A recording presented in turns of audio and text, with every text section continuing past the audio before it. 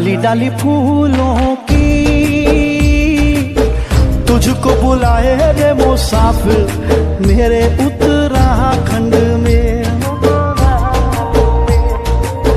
बादलों की ओर के ओढ़नी वादियां गीत सुनाए मीठे मीठे। बासुती महबूब को महसूती।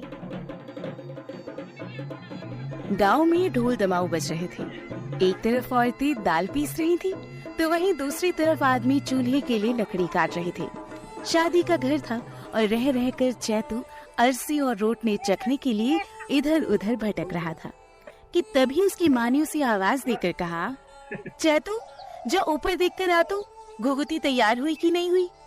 माँ का आदेश मानकर वो तुरंत अपनी दीदी यानी घुघुती को देखने जाता है। घुघुती सुंदर सी पीली साड़ी में सज धज कर बैठी थी। हल्दी सी उसका चेहरा और हाथ पैर सुनहरे दिख रहे थे।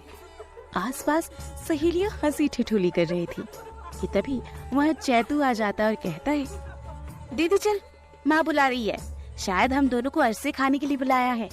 पल्ली चौक वाली बॉडी ने तो दाल के पकोड़े भी तलने शुरू कर दिए, जल्दी चल वरना सब ठंडे हो जाएंगे। इतने में घुघुती की एक सहेली चैतू को चिढ़ाते हुए बोलने लगती है, ए चैतू, तेरी दीदी के ऐसे खाने पीने के दिन गए, अब तो वो खुद खिलाने पिलाने जा रही है। ये बात सुनकर चैतू सोच में पड़ जाता है और घुघुती से पूछता है, दीदी तू कहाँ जा रही है। डबडबी आंखों से घुघुती चैतू से कहती है, चैतू मैं ससुराल जा रही हूँ। हर लड़की को अपना घर छोड़कर जाना पड़ता है। शादी में सिर्फ अरसे पकोड़े थोड़े बनते हैं, बल्कि एक घर से एक लड़की की विदाई भी तो होती है।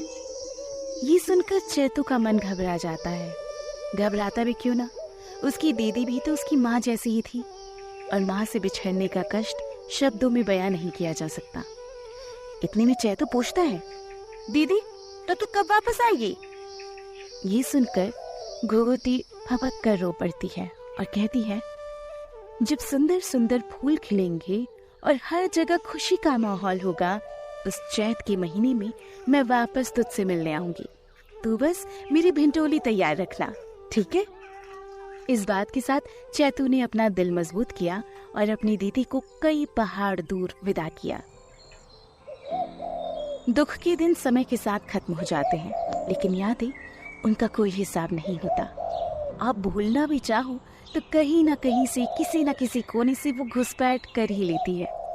चैतू और घुघुती के साथ भी ऐसा ही हुआ और याद इंतजार में बदल गई। जब जब चैत का महीना आता और पहाड़ों में फूल खिलते, चैतू अपनी दीदी की राह तकता, लेकिन वो कभी ना आती। देखते ही देखते दिन महीनों में और महीने साल में गुजर गए।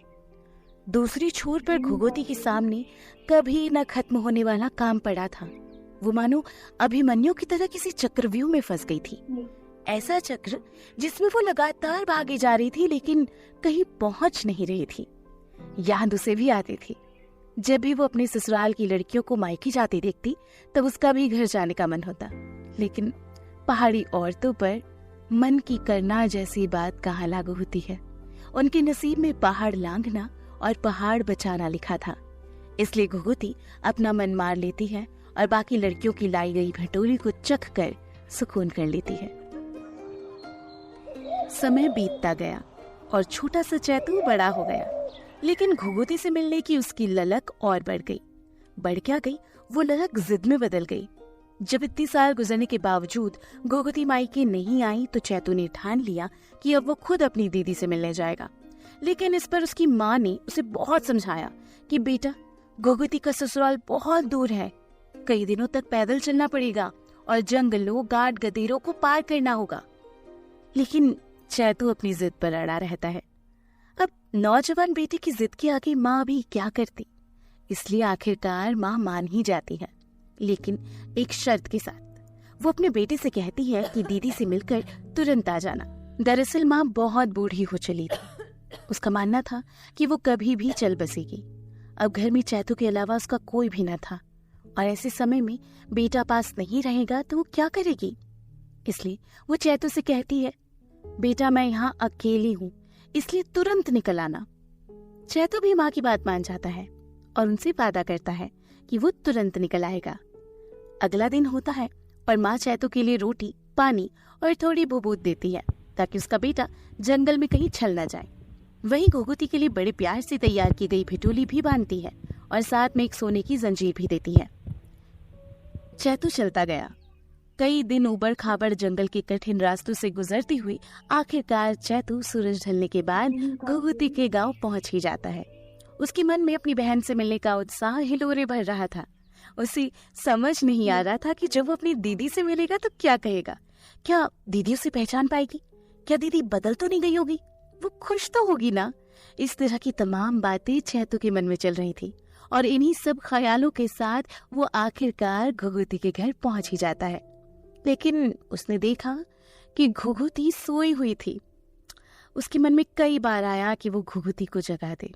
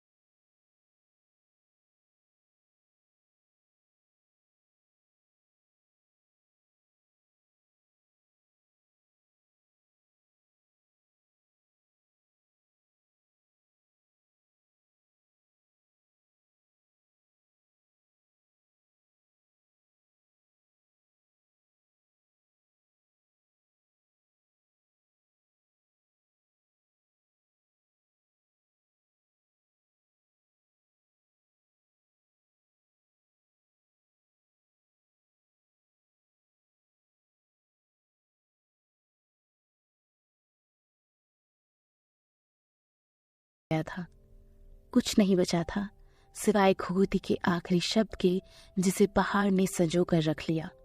हाँ, वही शब्द, घुघुती भयभूखू मैं सूती। कहती है मरने के बाद ये घुघुती हमारी प्यारी चिड़िया बन गई, जिसे हम सब घुघुती के नाम से जानते हैं, जिसे देखकर मायके की याद आ जाती है। लोक मान्यता है कि बसंत के समय आज भी वो घुघुती पक्षी के रूप में यही दोहराती है, घुघुती भयभूखू मैं सूती। तो दोस्तों, घुघुती बसूती में आज आपने सुनी घुघुती की कहानी। तो कमेंट करके हमें जरूर बताएं कि आपको ये कहानी कैसी लगी और आगे आप किसकी कहानी सुनना चाहेंगे। हमें आपकी कहानियों और सुझावों का इंतजार रहेगा। तो जल्द मिलेंगे नई कहानी के साथ। तब तक अपना और अपनों का रखिए ख्याल और जुड़े रहिए बारामासा।